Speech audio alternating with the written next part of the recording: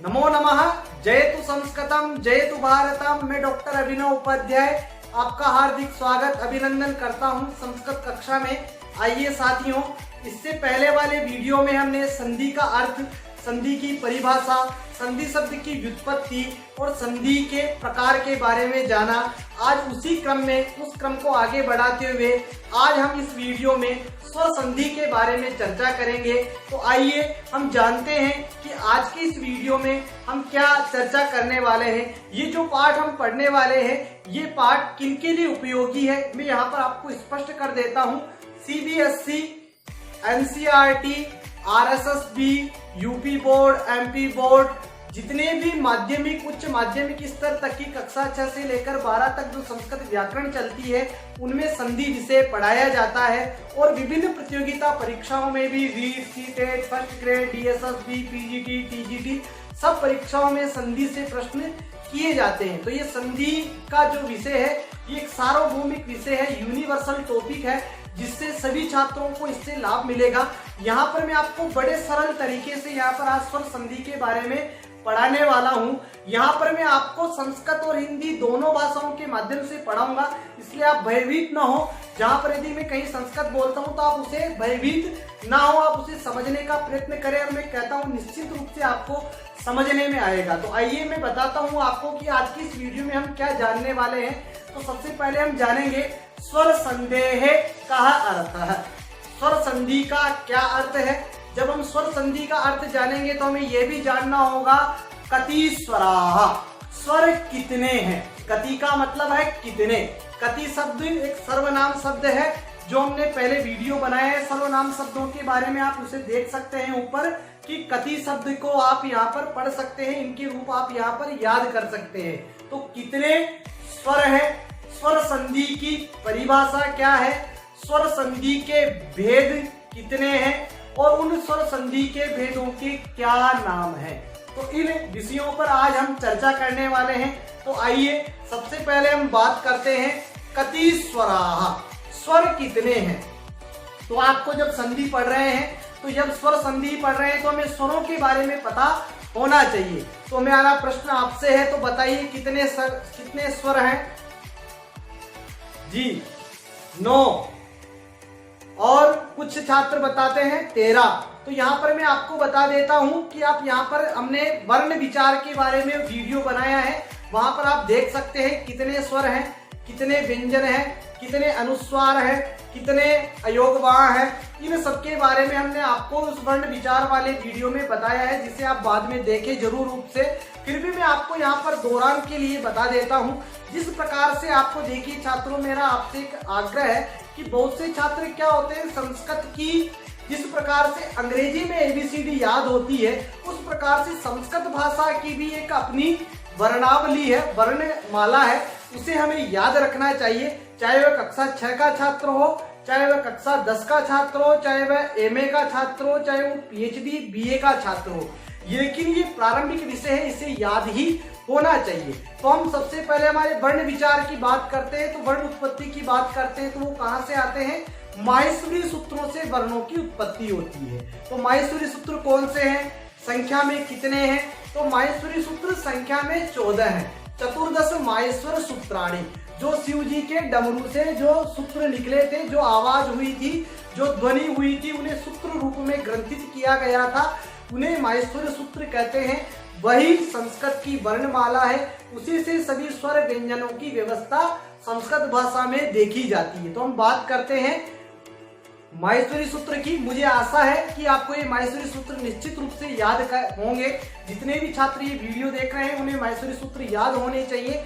यदि याद नहीं है तो बड़ा सरलता का विषय है, 2-3 दिन तक आप इसे याद कीजिए, बोलिए। जिस प्रकार से मैं बोल रहा हूँ, आप बड़े प्यार से, बड़े स्नेह से धीरे धीरे आप इसे बोलेंगे तो आपको ये निश्चित रूप से याद हो जाएगा। जिस प्रकार से आप प्रतिदिन हनुमान चालीसा इत्यादि पाठ करते हैं, उसी प्रकार इसे 10 दिन तक आप रोज पाठ करेंगे तो आपको ये जिस प्रकार से ABCD याद है, उसी प्रकार से ये याद हो जाएगी। जिस प्रकार से आप एक श्वास में ABCD बोल देते हैं, उसी प्रकार से आपको एक श्वास में माहेश्वरी सूत्र याद होने चाहिए। ऐसा आप मेरे को कमेंट बॉक्स में लिखकर जरूर बताएंगे, अपनी स्वीकृति जरूर देंगे।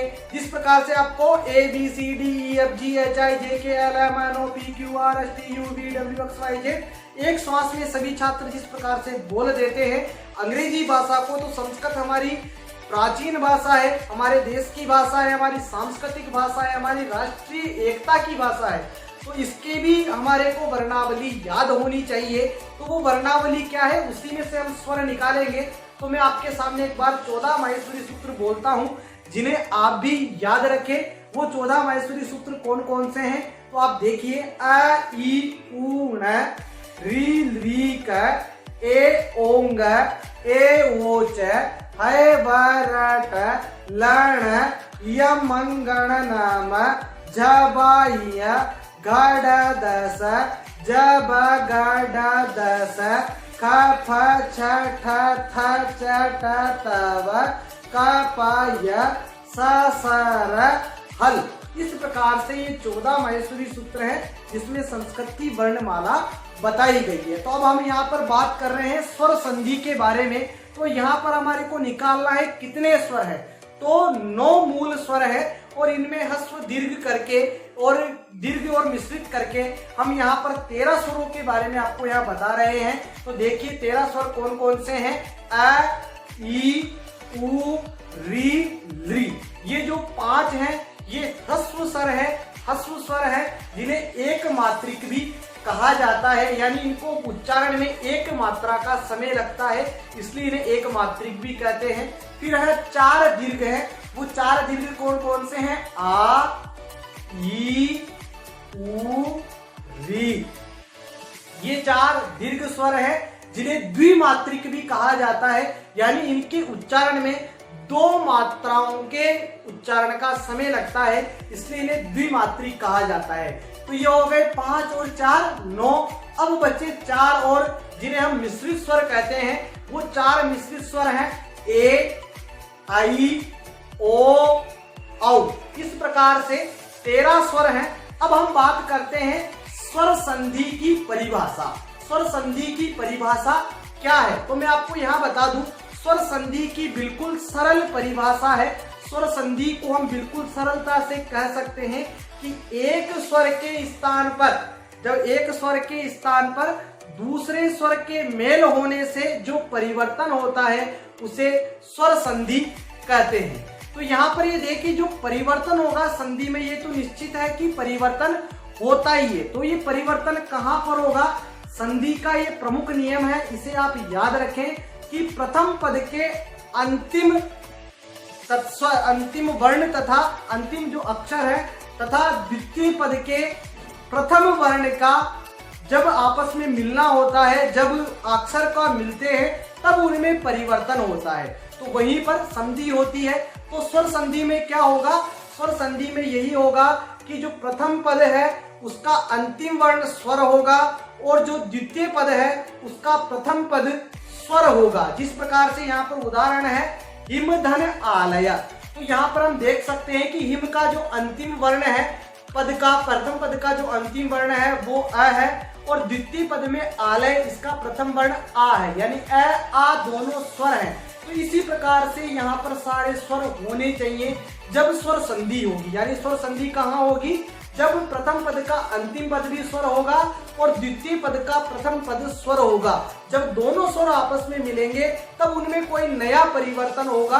वो परिवर्तन क्या होगा, जो परिवर्तन हमने बताया था, परिवर्तन 3 प्रकार से है। एक होता है लोप, दूसरा होता है आदेश और तीसरा होता है आगम। तो यहाँ पर जो स्वर संधि में है, यहाँ पर केवल एक जगह प्रकृति भाव में ही अभाव पाया जाता है, उसके अलावा यहाँ पर दोनों जगह पर आदेश होता है। तो उनके बारे में हम जब एक एक संधि के बारे में चर्चा करेंगे तब हम आपको वहां पर हम बताएंगे। अब आगे हमारा प्रश्न है इसी वीडियो में कि स्वर संधेः कति भेदाः, स्वर संधि के कितने भेद हैं। तो हम देखते हैं कि स्वर संधि के 8 भेद हैं। कितने भेद हैं, 8 भेद हैं। तो वो 8 भेद कौन कौन से हैं, आप उनके बारे में एक बार यहाँ पर क्रम से नाम देख लीजिए।